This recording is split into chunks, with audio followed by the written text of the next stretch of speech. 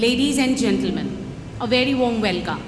I, Rachna Gupta, feel extremely glad to welcome everyone to this much-awaited international conference as it embarks the 7th international conference hosted by our esteemed institution IMS Noida.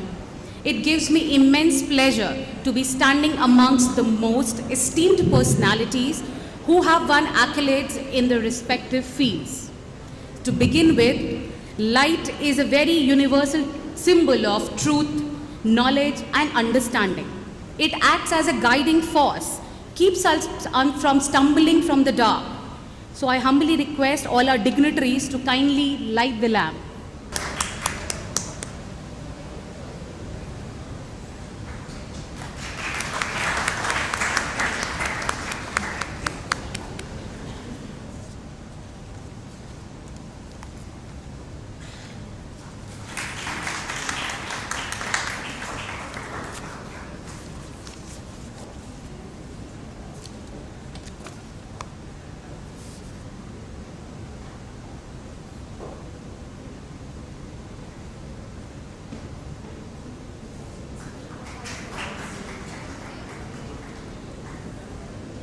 Head Fraud Risk Management, PNB Housing Finance.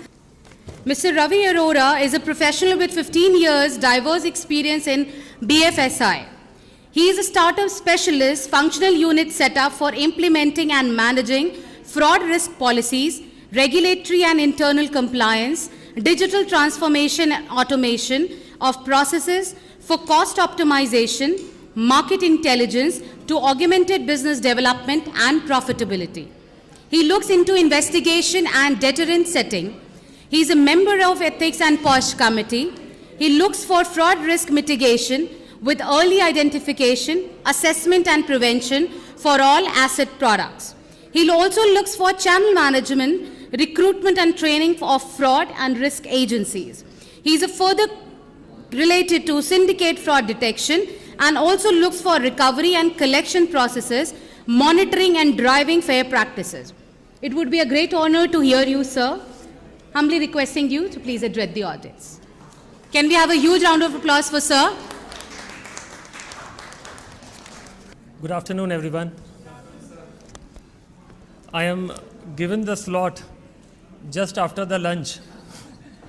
It is actually the most dreaded time to speak when tummies are full and minds are drifting. How do you capture the attention of the audience when you know that their blood flow is directed towards digestion? Nevertheless, I will put an honest attempt. So I'll start with congratulating IMS community for hosting this great event on a topic of much relevance in current time. Dr. Manju is not here, so my warm regards and congratulations to her for being a leader who is preparing and taking up topics that are forward-looking and being the torchbearer in making IMS as an institute of knowledge excellence and then driving it to the length and breadth of the country. So thank you, Dr. Manju. Professor Umberto Sulpasso, the propounder of the idea of GKDP, the eminent speakers and distinguished guests. It's an honor and high privilege to be sharing the dice with you all. I am not an economist, nor an academician, but a banker. So, with my limited exposure, I'll be taking up the topic of how we can give the execution impetus to the GDKP project. As per the recent data, India is home to 88 unicorns, the startups that has reached a valuation of 1 billion and above. And at 4th spot in the world. It is heartening to know that this count used to be just 21 3 years back. So we have seen and witnessed an exponential growth over last few years. Yesterday, our goods and merchandise exports crossed a whopping $400 billion mark. So what we are seeing is a surge of digital transactions in the country, which has seen a percentage increase of 53% last year. During the pandemic time, there were proactive measures by the government, wherein we have seen a lot of enablers coming to the country. The government has given the RTG facility operational 365 days, 24/7. There were other initiatives like the National Automated Clearing House and Bharat Bill Payment. So all these helped and aided in enabling settlements even on the weekends. I was seeing an NPCI data, and what I realized is the UPI payments have surpassed the overall cumulative value of the transactions by Visa and MasterCards. So now these big associations are facing an existential threat from the big tech companies and alternate payment solutions in the country. So India is poised to be one of the largest and fastest growing digital economy in the world. A lot has changed after the COVID, and post-COVID era, we have witnessed an advent of technology which has transformed businesses and brought more transparency. Today, with accelerated growth in information technology, we are seeing electronic delivery of public services. New world of financial services has emerged, and there is increased usage of online payments and platforms for education, consumption, and payments. So I think all of this and many other such news is a result of the significance given by the government on capitalizing on knowledge wealth of the country, and government's drive and emphasis on programs like Atmanirbhar Bharat.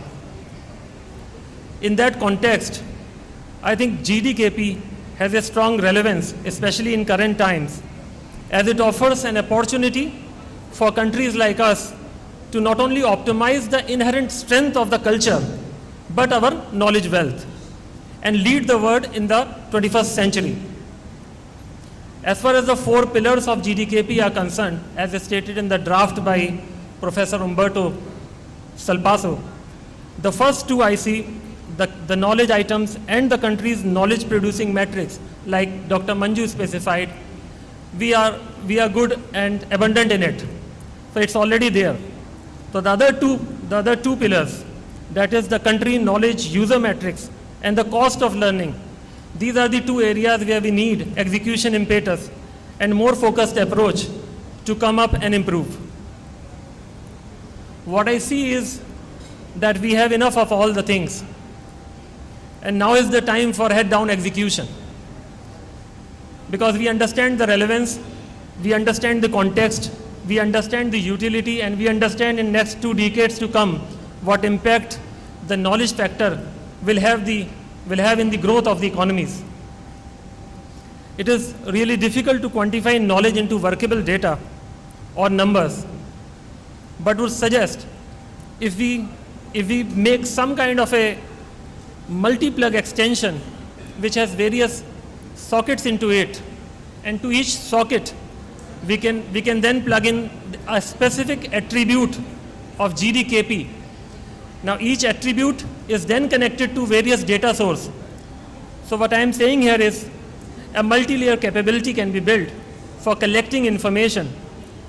Now the data that is collected and the information, if we can make an orchestration layer over it, it will help us define and put a meaning to the data that we have got, and will help us to make it easy to assimilate. I think my friend and fellow speaker, Mr. Manish, highlighted on this, and he was talking about the AI and ML, and Mr. Rajput spoke about it. So now the current times, this is the need of the hour. We have to, and it plays a very vital role in making and creating such kind of infrastructure and system. Maybe then if such a system is made, we'll be able to ascertain which data point or attribute pertaining to GDKP needs more attention of the government, which are the areas where we can allocate more funds, which are the areas where more engagement of resources is required at the ground, And also we can know how we fare vis-a-vis the economies of the world. What such kind of a system will do is, it will help to create and make the individual sector USPs of various states of the country or the regions and make it a national USP. So we know, and it is a known fact, that effective monitoring and evaluation is the underpin for the planning cycle, and it is an important aspect. So there has been movement, there has been progress in terms of data simulation, but now is the time that we need to expedite it and give it a measurable structure. So that will be it from my side. Thank you once again. It's a pleasure being here.